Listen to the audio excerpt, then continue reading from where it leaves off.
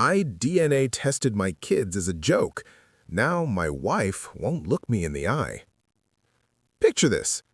You're sitting at your kitchen table, laughing with your wife about how your kids don't look anything like either of you. It's a running joke in your family. So you buy some DNA test kits as a gag gift for Christmas. Fast forward 3 weeks, and you're staring at results that make your blood run cold. The joke isn't funny anymore. In fact, nothing will ever be funny again. That's exactly what happened to me. And before you click away thinking you know how this story ends, trust me, you don't. Because what I discovered wasn't just about paternity. It was about lies, buried secrets, and a truth so devastating that it tore apart everything I thought I knew about my life. My name is Marcus, and this is the story of how a simple DNA test destroyed my family and revealed a secret that had been hidden for over 30 years. Let me take you back to where this all started. It was December 2023, and I was feeling pretty good about life. I'm 42 years old, been married to my wife Sarah for 17 years, and we have 2 amazing kids. Well, I thought they were amazing. I still do, actually, but we'll get to that. My daughter Emma is 15, and my son Lucas is 12. Now, here's the thing that had become this light-hearted joke in our family. Emma has bright red hair and freckles. Lucas has these piercing blue eyes and blonde hair that looks almost white in the summer. Meanwhile, I've got dark brown hair and brown eyes. Sarah has black hair and green eyes. Genetics can be funny, right? We'd always laugh about it. Sarah's grandmother apparently had red hair, and my grandfather had blue eyes, so we figured that's where the kids got their features. It was just one of those quirky things that made our family unique. Last Christmas, I was doing some online shopping and stumbled across one of those Ancestry DNA test kits. You know the ones. They're everywhere now. Everyone's doing them to find out if they're 5% Viking or whatever. And I thought it would be hilarious to get them for the whole family. We could find out exactly where all these random genes came from and finally solve the mystery of our kids' appearance. I bought 4 kits, one for me, one for Sarah, one for Emma, and one for Lucas. I wrapped them up and put them under the tree, thinking this was going to be the hit gift of Christmas morning. I even made a whole presentation out of it, joking about how we were going to prove once and for all that Lucas wasn't actually a mailman's kid. Sarah laughed, the kids laughed, everyone thought it was hilarious. We did the tests on Christmas Day, spit in the tubes, registered them online, sent them off. The whole process took maybe 20 minutes. Then we forgot about it. Life went on. Emma was dealing with high school drama, Lucas was obsessed with his new video game, and Sarah and I were just doing the usual parent thing, working, managing the household, trying to keep everyone fed and on schedule. 6 weeks later, I got an email notification. The results were ready. I was at work when I got it, sitting in my office during a slow afternoon. I figured I'd take a quick look, maybe text Sarah some funny results about being 3% Neanderthal or something. I logged into my account and started poking around.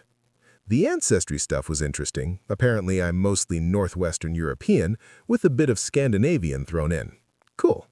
Then I clicked on the DNA relatives section, just curious to see if any distant cousins had taken the test. That's when I saw it. Emma and Lucas both showed up in my relatives list, but not as my children. The website listed them as my niece and nephew.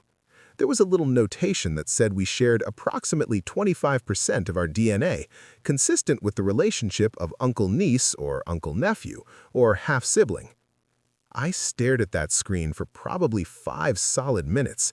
My brain just couldn't process what I was seeing. There had to be a mistake. These testing companies mix up samples all the time, right? I'd heard stories about that. This was obviously an error. But then I started clicking around more. I looked at Sarah's profile. According to the DNA results, Sarah was Emma and Lucas's biological mother, 50% DNA match, parent-child relationship confirmed. But me, 25%. Not their father, their uncle. My hands started shaking. I felt like I was going to throw up. The office suddenly felt way too hot, and I could hear my heartbeat pounding in my ears. This couldn't be real. This had to be some kind of technical glitch.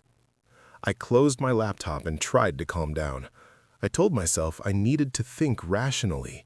There was obviously a logical explanation. Maybe the DNA sample got contaminated.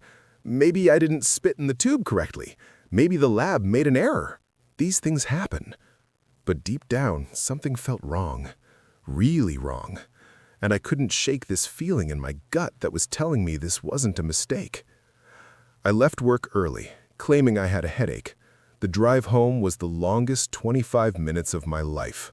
My mind was racing through every possibility, every moment of my marriage, every time Sarah had acted strangely or been evasive about something.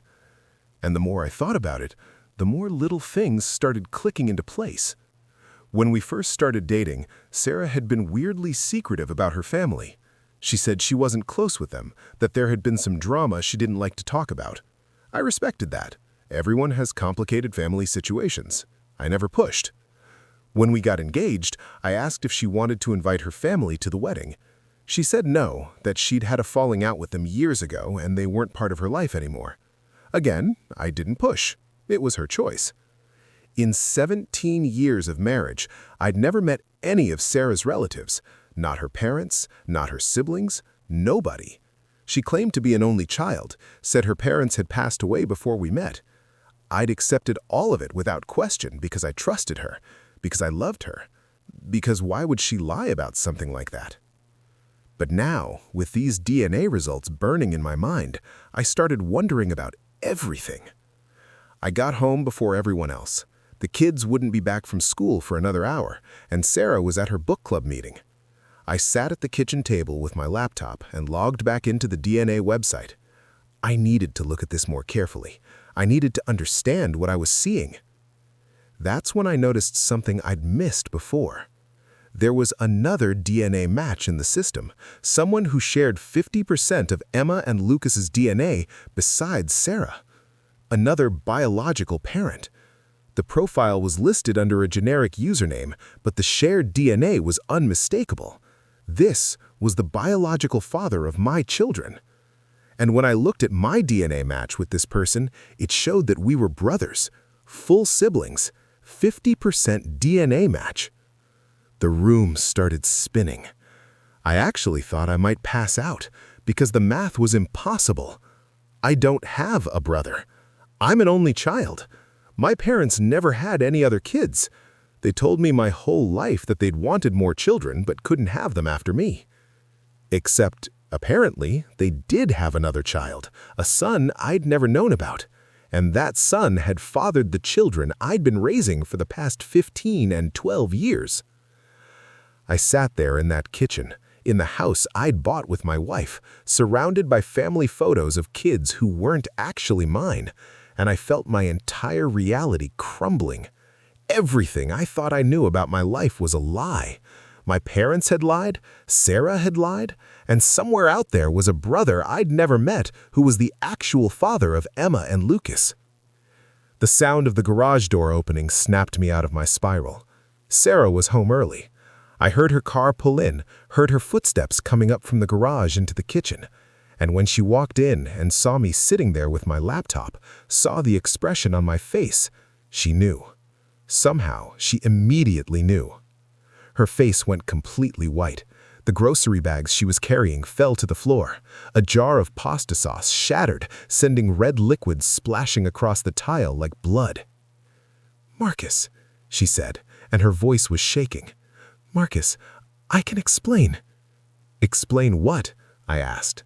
My voice sounded strange to my own ears, cold and distant. "Explain how the children I've been raising for 15 years aren't mine? Explain how you've been lying to me since the day we met? Explain how apparently I have a brother I never knew about who's the real father of Emma and Lucas?" Sarah started crying. Not just a few tears, but full-body sobs that made her shake. She collapsed into one of the kitchen chairs and put her face in her hands, and between sobs, she started talking. The story that came out was so twisted, so completely insane that I honestly still have trouble believing it's real. Apparently, when Sarah was younger, before she met me, she'd been in a relationship with my brother, a brother named Jason who my parents had given up for adoption when he was born. This happened 3 years before I was born. My parents were young, unmarried, not ready for a child. They gave him up, then got married, then had me, and never told me about him. Sarah met Jason when she was in college. They dated for 2 years, and according to Sarah, she got pregnant with Emma during that relationship. But Jason wasn't ready to be a father. He panicked and left, just disappeared one day, and she never heard from him again. Sarah was terrified. She was pregnant, alone, with no family support. Her own parents had kicked her out when they found out she was pregnant. She had nobody. She was working 2 jobs trying to make ends meet when she went into labor with Emma. That's when she met me. I was the emergency room nurse on duty the night she came in to give birth. I held her hand through the whole thing because she had nobody else there. And over the next few days, while she was recovering in the hospital, we talked. She told me she was alone and scared, and I felt this immediate connection with her. We started dating a month after Emma was born. I was completely in love with both of them. Emma felt like my daughter from the very beginning. 3 years later, Sarah got pregnant again, and we were both thrilled. Lucas was born, and we were this perfect little family. Or so I thought. According to Sarah, she never knew Jason was my brother. He'd been adopted and had a different last name. It wasn't until years into our marriage that she happened to see an old photo at my parents' house, buried in a box of stuff they had in storage. A photo of a baby boy with my mom's handwriting on the back. Jason, 3 months old. She said she confronted my mother, and that's when the whole truth came out. Jason was my biological brother. My parents had been looking for him for years, but he'd made it clear through the adoption agency that he didn't want to be found. And when Sarah told my mother that Jason was Emma's biological father, my mom begged her not to tell me, said it would destroy the family, said it was better if everyone just moved forward and pretended none of this had ever happened. So Sarah kept the secret. For years and years she kept it, even when she got pregnant with Lucas and realized that Jason had come back into her life briefly, that they'd had one night together during a rough patch in our marriage. Even when she knew that Lucas was also Jason's biological child, she kept the secret because she loved me, because she didn't want to lose our family, because she was terrified of what the truth would do.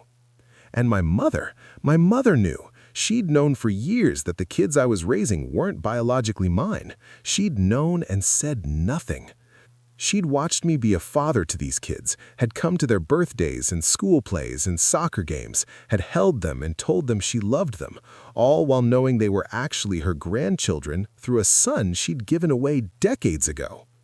By the time Sarah finished telling me all of this, the kids were home from school. We could hear them upstairs arguing about whose turn it was to play on the Xbox, normal kid stuff. They had no idea that their entire world was about to explode. I looked at Sarah, this woman I'd loved for 17 years, and I didn't even recognize her. She wasn't the person I thought she was. Our entire relationship had been built on lies. Even the beginning, meeting in that emergency room, that story I'd told people 1,000 times about falling in love at first sight, even that felt tainted now. Had she pursued me because she knew I was Jason's brother? Had there been some subconscious recognition? Did you know who I was when we met? When you were in that hospital, did you know I was Jason's brother? No, she said, and she looked me dead in the eyes. I swear to you, Marcus, I had no idea.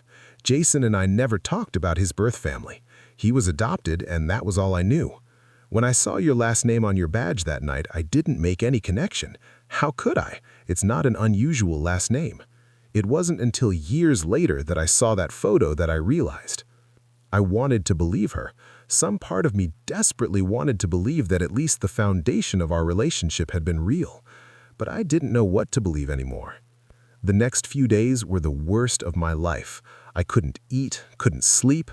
I'd look at Emma and Lucas and see the faces of kids I loved more than anything in the world, but also see living proof of Sarah's betrayal. Because that's what it was, betrayal. Even if she didn't know who I was when we first met, she'd known for years while we were married. She had multiple chances to tell me the truth and chose to lie instead. I confronted my mother. That was its own nightmare. She cried and apologized and said she'd been trying to protect everyone. Protect me from the pain of knowing the truth. Protect Emma and Lucas from having their lives disrupted.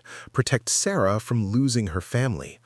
always protecting everyone except me from the fundamental right to know the truth about my own life. I asked her about Jason, where he was, if she'd been in contact with him. She said no. The last she'd heard, through the adoption agency, was that he'd moved out of state and requested no further contact. She had no way to reach him and didn't think he even knew about Emma and Lucas. So here I am, 3 months later, still trying to figure out what comes next. Sarah and I are separated. She's living with her sister in the next town over. The kids are with me during the week and with her on weekends. We haven't told them yet. We said we're just taking some time apart, that adults sometimes need space, but that we both love them very much. And that's the truth. I do love them, despite everything, despite the DNA results and the lies and the betrayal. Emma and Lucas are my kids. I'm the only father they've ever known. I've been there for every scraped knee, every bad dream, every school project and soccer game and parent-teacher conference. DNA doesn't change that. But it does change everything else. It changes how I see my marriage. It changes how I see my parents. It changes how I understand my own identity and family history. I have a brother out there somewhere who doesn't even know I exist, who doesn't know he has 2 children, who is biologically more closely related to the kids I'm raising than I am. The question I keep coming back to is, what do I do now? Do I try to find Jason? Do I tell Emma and Lucas the truth when they're older? Do I try to salvage my marriage, or is the foundation too broken to rebuild? I asked Sarah why she didn't just tell me years ago when she first found out. Why keep lying? And she said something that's been echoing in my head ever since. She said, because I was afraid you'd look at them differently, that you'd see them as Jason's kids instead of yours, and I couldn't bear the thought of you loving them less. The thing is, she was wrong. I don't love them less. If anything, this whole situation has made me realize how much they mean to me, how much being their father is central to who I am as a person. They're not Jason's kids, they're mine, because I'm the one who's been there. I'm the one who chose them every single day. But I don't know if I can forgive Sarah. I don't know if I can forgive my mother. The lies are just too big, went on for too long. Every time I think about all those years of deception, all those moments when either of them could have told me the truth and chose not to, I feel this rage building up inside me that I don't know what to do with. My therapist says it's going to take time. That's the thing everyone keeps saying, give it time. Time heals all wounds. But I'm not sure time can heal this, because this isn't just a wound, it's a complete restructuring of my understanding of reality. I did a DNA test as a joke, a stupid Christmas present that I thought would give us all a laugh and maybe some interesting ancestry information. Instead, it revealed secrets that people had been keeping for decades, secrets that have now destroyed my marriage, fractured my relationship with my mother, and left me questioning everything I thought I knew about my life. The irony isn't lost on me. I work in healthcare. I'm a nurse. I believe in science, in facts, in objective truth. And I got exactly that, the objective, scientific truth about my family. Turns out, sometimes the truth is the most destructive thing of all. So, where do I go from here? I honestly don't know.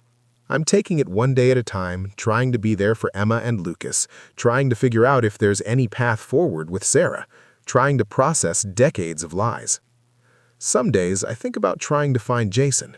Maybe he deserves to know he has kids. Maybe Emma and Lucas deserve to know their biological father. But then I think, what good would that do? He left Sarah when she told him she was pregnant. He's made it clear he doesn't want to be found. And bringing him into the picture now would just create more chaos, more pain for everyone involved, especially the kids. Other days I think about moving forward like none of this ever happened. The kids are happy, they're healthy, they have a father who loves them. Does the DNA really matter? Isn't family about more than biology? But then I remember the lies, the years and years of lies, and I don't know how to reconcile that with any kind of future. I'm sharing this story because I need to get it out.